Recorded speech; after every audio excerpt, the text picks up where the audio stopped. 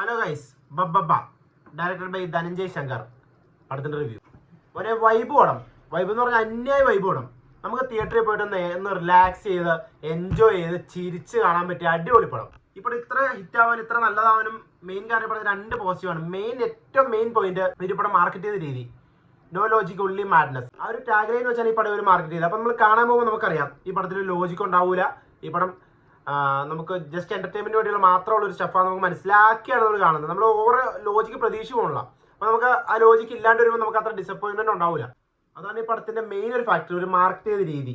ഇവരെ പടത്തിന് എന്താണോ ഉള്ളത് ആ കാര്യം പറയാണ് ഒരു മാർക്കറ്റ് ചെയ്തത്. ഈ പടത്തിന്റെ മെയിൻ ഒരു അടുത്തൊരു പോസിറ്റീവ് റിയൽ ഫാക്ടർ മോഹൻലാൽ അല്ലാണ്ട് ആ ഒരു ക്യാരക്ടർ ആര് ചെയ്താലും പടം പാളിയേരെ, ഷുവറായിട്ടും പാളിയേരെ. കാരണം മോഹൻലാലിന് മാത്രമേ പറ്റുള്ളൂ ആ ക്യാരക്ടർ. മോഹൻലാൽ ഇൻട്രോയില് സ്ക്രീനിൽ എഴുതി കാണിക്കുക തലമുറകളുടെ നായകൻ. ആ ഒരു ടാഗ്ലൈനും മോഹൻലാലിന്റെ എൻട്രി കാണുമ്പോൾ നമുക്ക് കാണുന്ന ഒരു ഗൂസ് ബംസ്, നമ്മുടെ അഡ്രിനാലിൻ റഷ്, അപ്പോൾ ഉണ്ടാകുന്ന ഒരു ഹൈ. ആ ഹൈ ആണ് ഈ പടത്തിന്റെ വിജയം. ആ ഹൈ, ഇങ്ങനെ ഒരു ഹൈ ഉണ്ടാവണമെങ്കിൽ മോഹൻലാൽ എന്നല്ലാണ്ട് മലയാളത്തിൽ ആര് വന്നാലും പറ്റൂല, മമ്മൂട്ടിക്കൊന്നും നടക്കൂല. അപ്പൊ ആ രണ്ട് ഫാക്ടറാണ് ഈ പടത്തിന് ഇത്ര ബെസ്റ്റ് ആക്കിയത്. മോഹൻലാലും പിന്നെ ഒരു പടം മാർക്കറ്റ് ചെയ്ത രീതിയും. പിന്നെ ഡയറക്ഷൻ ധനഞ്ജയ് സഞ്ജി, വിനീതിന്റെ അസിസ്റ്റന്റ് ആയിരുന്നു. ആള് നന്നായിട്ട് ചെയ്തിട്ടുണ്ട്. ഫസ്റ്റ് പടമാണ്. ഈ ഒരു സ്റ്റോറി വെച്ച് അല്ലെങ്കിൽ ഈ ഒരു പരിപാടിയിൽ എന്തൊക്കെയാണ് ചെയ്യാൻ പറ്റുന്നത് അതൊക്കെ പുള്ളി നൈസായിട്ട് ചെയ്തിട്ടുണ്ട്, നന്നായിട്ട് ചെയ്തിട്ടുണ്ട്. പിന്നെ സ്റ്റോറി നൂറിൻ ഷെരീഫ്, പിന്നെ ആളുടെ ഹസ്ബൻഡ് ഫഹീം, അങ്ങനെയാന്ന് തോന്നുന്നു. ആളും കൂടെയാണ് അതിന്റെ സ്ക്രിപ്റ്റ്. അഡീഷണൽ സ്ക്രിപ്റ്റും ഡയലോഗും ധനഞ്ജയ് സഞ്ജി ഉണ്ട്. കുഴപ്പമില്ല. ഈ ഒരു കഥ എന്ന് പറഞ്ഞാൽ അങ്ങനെ സ്ക്രിപ്റ്റിൽ എഴുതി മറയ്ക്കാനും അങ്ങനത്തെ ഒരു സ്ക്രിപ്റ്റ് അല്ല ഇത്. നമ്മൾ കേട്ടിട്ടുള്ള കുറെ കഥകളും കുറെ സ്പൂഫ് പരിപാടികളും വെച്ചുള്ളൊരു സ്ക്രിപ്റ്റാണ്. അതിന് ഇത്ര വലിയ കാര്യങ്ങളൊന്നും ആവശ്യമില്ല. പക്ഷേ എടുത്തിനകത്തുള്ള പരിപാടി ഒരു നൈസായിട്ട് ചെയ്തിട്ടുണ്ട്. പിന്നെ മ്യൂസിക് ഡിപ്പാർട്ട്മെന്റ്, സോങ്സ് എല്ലാം ഷാൻ റഹ്മാനാണ്. കുഴപ്പമില്ല, സോങ്സ് അടിപൊളിയാണ്. നമ്മൾ ആ പ്രമോ ഇറങ്ങിയപ്പോൾ സോങ്, അത് പ്രമോ യൂട്യൂബിൽ കണ്ടപ്പോഴത്തേനും നമുക്ക് തോന്നിയായിരുന്നു. പക്ഷെ പടത്തിൽ കാണുമ്പോൾ അടിപൊളിയാണ്, നമുക്ക് അത്ര ഫീൽ ചെയ്യൂല. അടിപൊളിയായിട്ട് ആ സോങ് എടുത്തേക്കണം. അതിന്റെ വിഷ്വൽസും ഡാൻസും പിന്നെ മൊത്തത്തിൽ ആ വൈബ് തിയേറ്ററിൽ നിന്ന് കാണുമ്പോഴത്തേനും ആ പാട്ട് ഓക്കെയാണ്. പിന്നെ ബാക്ക്ഗ്രൗണ്ട് സ്കോർ ഗോപി സുന്ദർ. നമുക്കറിയാം ഫീൽഡ് ഔട്ട് ആയിരുന്നു ആള്, പക്ഷേ ഈ പടത്തിലൂടെ ആൾ തിരിച്ചു വന്നു. ഇനി എങ്ങനെയാണെന്ന് അറിയില്ല. ഈ പടത്തിൽ കുഴപ്പമില്ല. പിന്നെ കട്ട്സ് രഞ്ജൻ എബ്രഹാം, വിനീതിന്റെ സ്ഥിരം എഡിറ്ററാണ്. കുഴപ്പമില്ല, നന്നായിട്ട് ചെയ്തിട്ടുണ്ട്.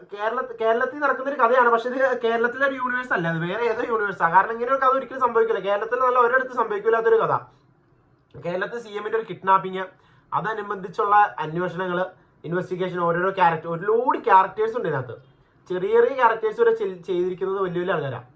ഒരുപാട് ആക്ടേഴ്സ് ഉണ്ട്. പിന്നെ ഞാൻ പറഞ്ഞില്ലേ കേരള CM-ന്റെ കിഡ്നാപ്പിങ്. അപ്പൊ കിഡ്നാപ്പ് ചെയ്ത ആളെ അന്വേഷിച്ച് പോലീസിങ് നടക്കുക, പോലീസ് ആളെ അന്വേഷിച്ച് നടക്കുക. അപ്പം നിലവിൽ ഇപ്പൊ ദിലീപാണ് കിഡ്നാപ്പ് ചെയ്യണേ. അത് അറിയാലോ, ട്രെയിലറിലൊക്കെ ഉണ്ടായിരുന്നു, സ്പോയിലറൊന്നും അല്ല. അപ്പൊ കിഡ്നാപ്പ് ചെയ്ത ആളെ അന്വേഷിച്ച് പോലീസ് എടുക്കും. അപ്പൊ നിലവില് കേരളത്തിൽ ദിലീപിനെതിരെയുള്ള കേസ് അറിയാലോ. അപ്പൊ നമ്മളെ ഈ കഥയിൽ ആ കേസും ഈ കേസും നമുക്ക് കണക്ട് ആവും. കാരണം അതിനകത്ത് പോലീസ് അന്വേഷണം ഇതിനകത്ത് പോലീസ് അന്വേഷണം വെച്ച് കണക്ട് ആവും. ഡയലോഗ്സ് അവർ അങ്ങനെ എഴുതിയിരിക്കുന്നത്.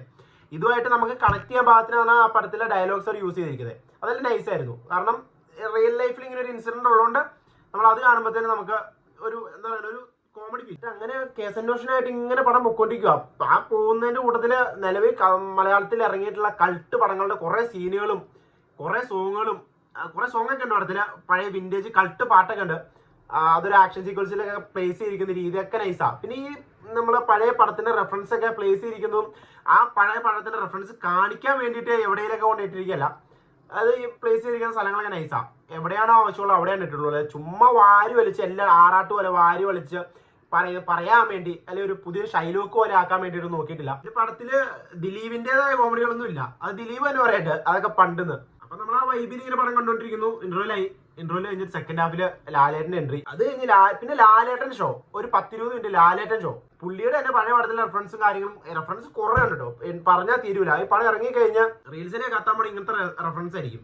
പഴയ പടത്തിലെ റെഫറൻസ് യൂസ് ചെയ്തിരിക്കുന്ന കുറെ ബിറ്റുകൾ റീൽസിൽ കുറെ വൈറലാവാനുണ്ട്. കുറെ ഉണ്ട്, പറഞ്ഞാൽ തീരൂലാത്തത്രയും പഴയ പടത്തിന്റെ റെഫറൻസിനകത്ത് യൂസ് ചെയ്തിട്ടുണ്ട്. പിന്നെ ക്ലൈമാക്സ് ആവാറാകുമ്പോൾ ഒരു 10-20 മിനിറ്റ് പടം പയ്യൊന്ന് ഡൗൺ ആവും. ഫ്ലാഷ് ബാക്ക് സീൻസ് ഒക്കെ കാണിച്ചിട്ട് പയ്യൊന്ന് ഡൗൺ ആയി കളയും. അതൊക്കെ കുറച്ച് ചെറിയ സീനൊക്കെ കട്ടിയായിരുന്നു, കുറച്ചൊരു ഭാഗമായിരുന്നു. കുഴപ്പമില്ല, എന്നാലും നമുക്ക് അത്ര ഫീൽ ചെയ്യില്ല. മൊത്തത്തിൽ ഓവറോൾ നോക്കുമ്പോഴത്തേനും നൈസ് പടം, വൈബ് പടം. പിന്നെ ഇത് ദിലീപിന്റെ പടം ആയതുകൊണ്ടും ഇത് കേസ് ഇങ്ങനെ പറഞ്ഞതുകൊണ്ടും പറയാം, ഈ പടം നിരോധിച്ച ഒരാൾക്കാരുണ്ട്, അവൾക്കൊപ്പം നിൽക്കുന്ന കുറെ ടീംസ്. നിങ്ങൾ നിരോധിച്ചില്ലെങ്കിൽ നിങ്ങൾക്ക് കാണാൻ പറ്റില്ല, കാരണം നിങ്ങൾക്ക് ടിക്കറ്റ് കിട്ടൂല. ഈ പടം നിരോധനം എന്ന് പറഞ്ഞിട്ട് പോസ്റ്ററൊക്കെ എവിടെ കുറെ പേര് എഴുതി വെച്ചിട്ട് എന്ത് വേദനയാ. ആള് കോടതി വെറുതെ വിട്ടയാ. അപ്പം നമ്മുടെ നിലവിലെ കേരളത്തിലെ നിയമം അനുസരിച്ച് കോടതി വെറുതെ വിട്ട ഒരാൾ കുറ്റക്കാരനല്ല. അതല്ലേ നമ്മൾ അംഗീകരിക്കുന്നത്. അയാൾ ചെയ്തിട്ടുണ്ടാവും, പറയാൻ പറ്റില്ല. കാരണം തെളിവുകളുടെ അഭാവത്തെ അയാൾ കുറ്റക്കാരനല്ല എന്ന് കോടതി വിധിച്ചു. എന്നിട്ടും അയാളെ തന്നെ കുറ്റക്കാരനാകണം എന്നൊരു ഉദ്ദേശത്തോടു കൂടി ആരൊക്കെയോ ഇതിന് പുറകെ പ്രവർത്തിക്കുന്നുണ്ട്. അവരൊക്കെ തന്നെ ആയിരിക്കും പോസ്റ്റ് അടിച്ചേക്കണേ. എന്തായാലും നിങ്ങൾ തലേ തോർത്തിട്ട് പടം കാണാൻ പോകും. അപ്പോൾ എന്തായാലും ദിലീപിന്റെ കംബാക്ക് ബബ്ബ. അപ്പം ഇനിയും ഇതുപോലുള്ള പടങ്ങളുടെ റിവ്യൂസ് എത്രയും വേഗം അറിയുന്നതിന് ചാനൽ സബ്സ്ക്രൈബ് ചെയ്യുക. താങ്ക്